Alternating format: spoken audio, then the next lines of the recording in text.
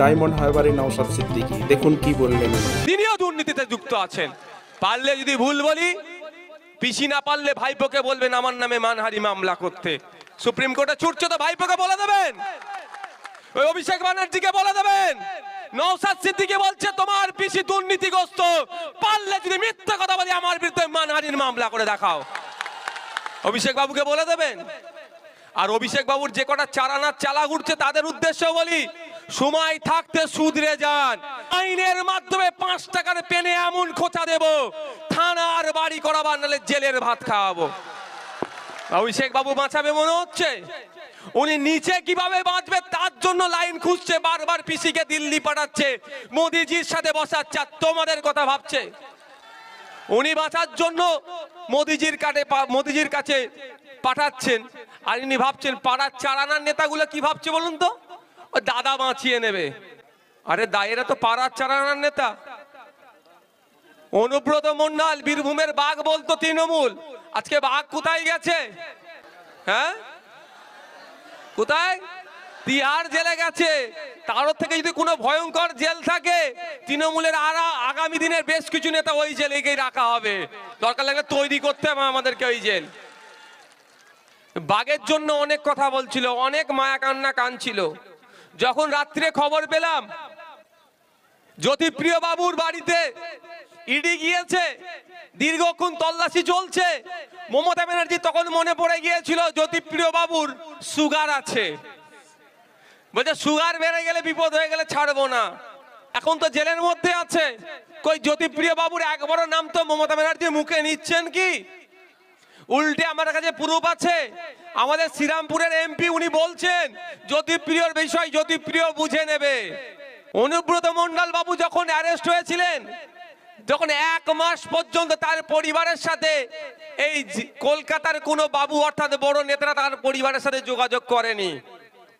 আজকে পার্থ চ্যাটার্জি মহাশয় দলের মহাসচিব ছিলেন, একাধিক পদ ছিল, বড় বড় পদে হোল্ড করতেন তৃণমূলের, তিনি 1 বছরের অধিক জেলে আছে, তার পাশে আর দল দাঁড়াচ্ছে না। যখনই জড়িয়ে যাচ্ছে তখনই দল হাত তুলে নিচ্ছে।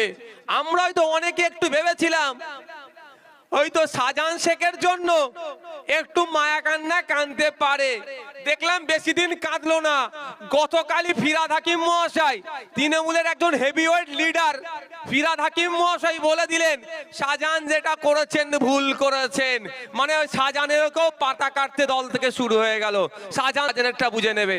শাহজাহান যদি শাহজাহানেরটা বুঝতে হয়, তাহলে আপনার পাড়ার চারানার নেতা এখন আমাদের গাড়ি আটকাচ্ছে, হ্যান করছে, ত্যান করছে, যারা যা অন্যায় করছে, তারা যখন ফেঁসে যাবে তাদের পাশে দল থাকবে তো? শাহজাহানের পাশে দল থাকছে না, আপনার পার্থ বাবুর পাশে দল থাকছে না, অনুব্রত বাবুর পাশে দল থাকছে না, এদের পাশে দল থাকবে তো? একটু গিয়ে শুনিয়ে দেবেন। দুর্নীতি অপশাসন যেটা চলছে, যেখানেই তৃণমূল কংগ্রেস সেখানেই দুর্নীতিকে দেখতে পাচ্ছি, আর যেখানেই দুর্নীতি সেখানেই তৃণমূল কংগ্রেসের উপস্থিতি দেখতে পাচ্ছি। আর পিসি ভাইপোতে কেউ কোনো অংশে বাদ যাচ্ছে না, রেসারেসি করছে দুজনের মধ্যে, কে বড় আগে যেতে পারে আগে দেখ আমার না। মুখ্যমন্ত্রীর নিজের দপ্তর গ্রুপ ডি, মুখ্যমন্ত্রীর নিজের দপ্তরের মধ্যে পড়ে গ্রুপ ডি নিয়োগের ক্ষেত্রে দুর্নীতি হয়েছে এ অভিযোগ উঠেছিল। কলকাতার রাজপথে মাতঙ্গিনী হাজরার মূর্তির পদতলে অবস্থান বিক্ষোভ হয়েছিল, আমি ওখানে গিয়ে উপস্থিত হয়েছিলাম। ওখানে গিয়ে একটা কথা বলেছিলাম, মুখ্যমন্ত্রীর নিজের দপ্তর যদি দুর্নীতি মুক্ত হয় উনি প্রেস কনফারেন্স করে একটু বলুক যে গ্রুপ ডি এ যে নিয়োগ হয়েছে সেই নিয়োগে কোনো দুর্নীতি হয়নি। আজ 6 মাস 8 মাস হয়ে গেল, এখনো কিন্তু শুনতে পেলাম না যে মুখ্যমন্ত্রী এই বিষয়টা বলছেন যে তার দপ্তরে নিয়োগে কোনো দুর্নীতি হয়নি। কিন্তু ছোটখাটো বিষয়ে নওশাদ সিদ্দিকী গাড়ি চালাচ্ছে, বা নওশাদ সিদ্দিকীর ড্রাইভার গাড়ি চালাচ্ছে, নওশাদ সিদ্দিকীর ড্রাইভারকে চেপে দিচ্ছিল, সেটা উল্টো করে বলছে গাড়ি চালিয়ে লোককে মেরে দেবে, কথা মুখ্যমন্ত্রী বলতে পারছেন, কিন্তু তার দপ্তরে দুর্নীতি হয়েছে এই অভিযোগ তুলে আন্দোলন হচ্ছে, সেই বিষয়ে একটা কথা বলছেন না। কারণ কি? তিনিও দুর্নীতির সাথে যুক্ত হয়ে গিয়েছেন। আপনাদের একটু জানিয়েও দিই, অনেক ক্ষেত্রে দেখছি আমাদের ছেলেদের নামে অনেক মিথ্যা কেস দিয়ে অনেককে পুলিশকে দিয়ে অ্যারেস্ট করাচ্ছে। পুলিশের প্রতি আমার ব্যক্তিগত কোনো রাগ নেই ভাই, যেটা বলছি পুলিশকে দিয়ে অ্যারেস্ট করাচ্ছে। আমি আপনাদের বলে রাখি, ওই আজকের পরে দেখবেন একটু তো ডিস্টার্ব বাড়তে পারে। আচ্ছা, জেল খাটতে প্রস্তুত কারা? একটু হাত তুলে দেখান তো। মায়েরা কি জেল খাটবেন না? মায়েরা সবাই প্রস্তুত তো? আপনাদের ভয়টা একটু কাটিয়ে দিই। আজকের পর থেকে হয়তো দেখবেন মিথ্যা কেস দিয়ে পুলিশকে দিয়ে একটু ডিস্টার্ব করাবে শীতকালের সময়। আপনারা দেখেছিলেন কদিন আগে আমাকে কলকাতায় একটা থানায় ডেকেছিল, আমি গিয়েছিলাম, ব্ল্যাঙ্কেট নিয়ে গিয়েছিলাম, দেখেছিলেন তো? আমাকে ভাই শীতটাকে একটু মানে শীত আমাকে একটু বেশি লাগে। বিশ্বাস নেই এদেরকে, মমতা ব্যানার্জি বা উপর থেকে কোনো নির্দেশ দেবে আপনাকে থাকতে হবে। আমি কম্বল নিয়ে চলে গেছিলাম, থাকতে বললে আমি থেকে যাব, কি আছে? তো আপনাদের বলি, আজকের পর থেকে যদি পুলিশকে ডিস্টার্ব করে, যদি বাড়িতে আসে বলবেন সাহেব একটু দাঁড়ান, একটা মিনিট টাইম দেন, কম্বলটা নিয়ে নি। হবে তো নাকি না? পুলিশ আসলে ছুটে পিছন দিক দিয়ে পালাবেন। কা পুরুষেরা ছুটে পালায়, বীর পুরুষেরা পালায় না, মাথায় রাখবেন। আর আইএসএফ করতে এসেছি কা পুরুষই নয়, বীর পুরুষের মতো মাথা তুলে থাকবো। ওরা চোরে জেলে গেলে চোর চোর বলে ডাকে। আমি তো প্রেসিডেন্সি জেলে ছিলাম, মালিক ভাই তো ছিল প্রেসিডেন্সি জেলে, শাহাবুদ্দিনও তো ছিল। খোঁজ নিয়ে দেখুন, পার্থ বাবুকে বাইরে বার করতো না, এত চোর বলে ডাকতো। আর আমাদের নেতারা বাইরে ঘুরলে সবাই হাত মিলিয়ে যেত। জেলে গেলেও আমরা সম্মান পাবো, জেলে গেলেও আমরা সম্মান পাবো।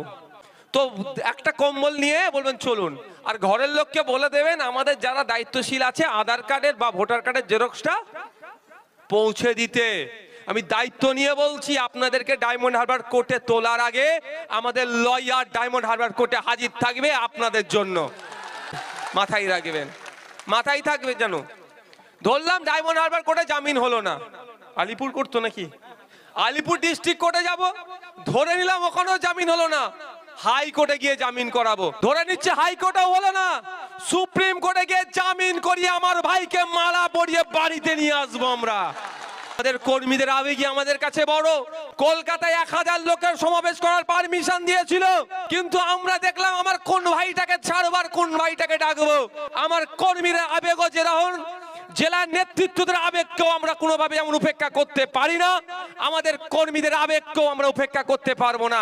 এবারও তো প্রায় 1005 আমার মায়েরা কলকাতা যাবে বলে প্রস্তুত নিয়েছিল, কোন মাকে আটকে বারণ করবার, কোন মাকে ডাকবো। সেই জন্য টোটালটা আমরা বন্ধ রেখেছিলাম। আমাদের কর্মীদের আবেগের কাছে আমরা পরাজিত হয়েছি, আর বারবার আপনাদের আবেগের কাছে আমরা পরাজিত হতেও প্রস্তুত আছি। আমি আপনাদের বলে রাখি, জামিন তো করাবো, জামিন করি কি ছেড়ে দেবো নাকি? কি মনে হচ্ছে ছেড়ে